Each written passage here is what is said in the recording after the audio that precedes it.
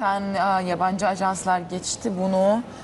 Gözaltına alınan darbecilerden bir tanesi işte kendisiyle beraber hareket edenlere teslim olun çağrısı yaptı.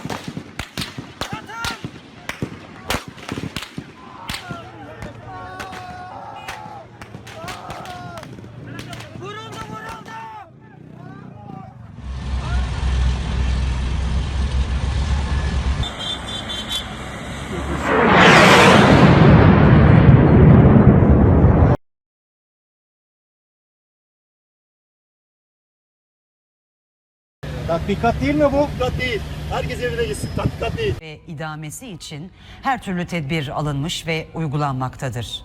Hiçbir vatandaşımızın zarar görmesine müsaade edilmeyecek. Kamu düzeninin bozulmasına fırsat verilmeyecektir. Yapıyorum. O da şudur. Milletimizi illerimizin meydanlarına davet ediyorum. Havalimanlarına.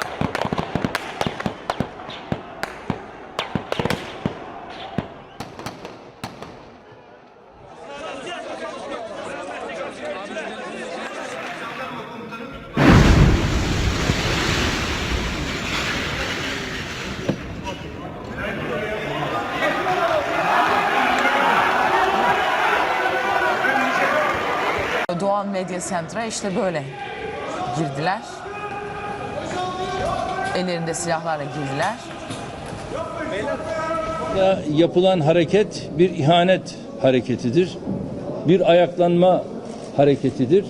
Ve bu vatana ihanet hareketinin bedelini de tabii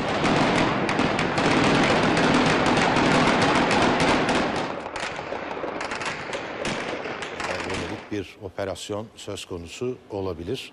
Bu konuda da gelişmeleri takip edeceğiz.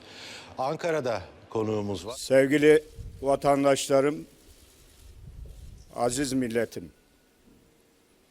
15 Temmuz Cuma gecesi Türk demokrasisi için kara bir lekedir. Maalesef bu kalkışma bastırılmıştır. Ancak şehitlerimiz vardır. Bu teyakkuz halinde bu kararlı yayınınızdan dolayı bir kere daha kutlayayım. Kontrol altına alınmıştır. Küçük miktarlarda bazı mevzi direnişlerin söz konusu olduğu görülüyor. Ama biraz evvel Genelkurmay Başkan ve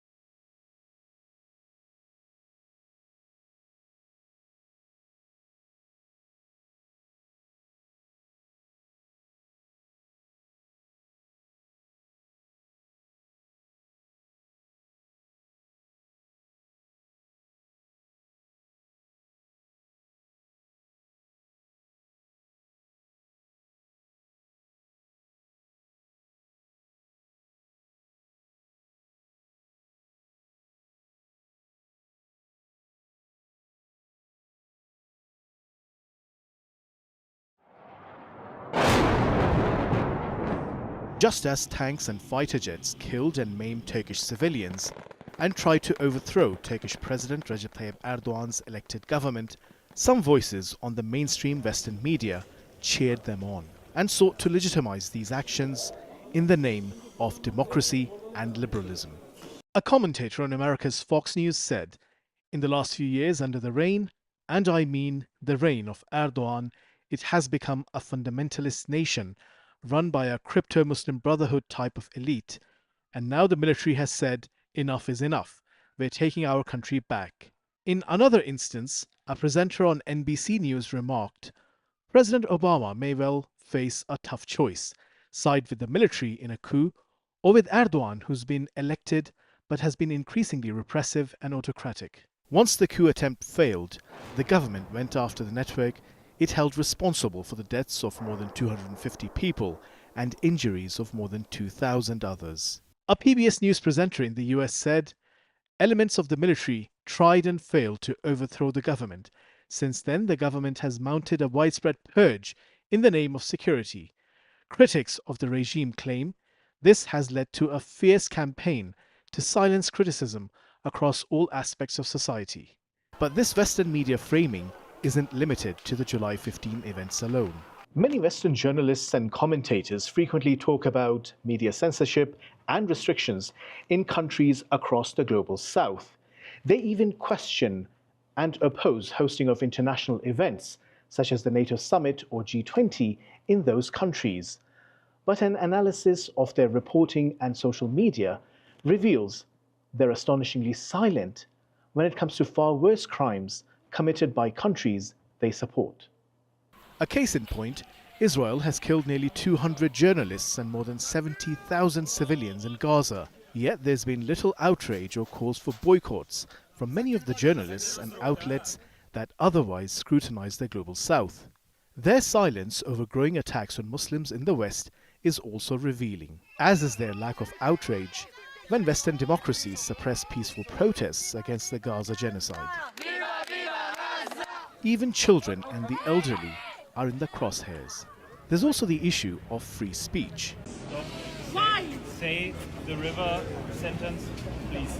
I Don't say it. I just say from the river, but not from the river, please. You said that 2 times. Please stop it. Otherwise, we have to arrest you again. Okay. Yeah? Many political communication experts highlight what they see as blatant Western media hypocrisy. In 2015, there was a terrorist act. This terrorist act was used by the French government to pass an emergency rule.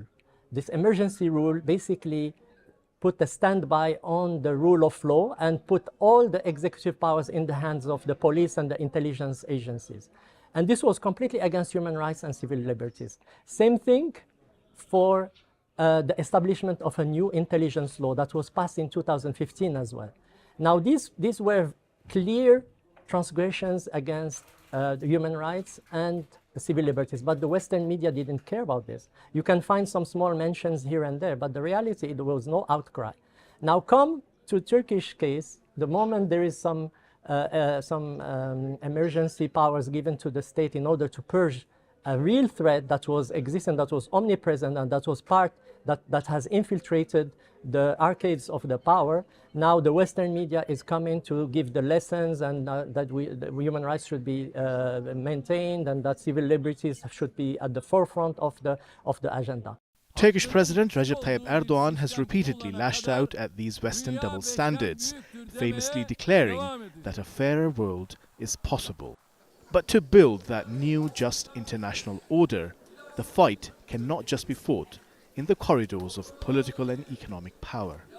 It requires dismantling the very media hegemony that shapes whose lives matter and whose democracies are considered worth defending.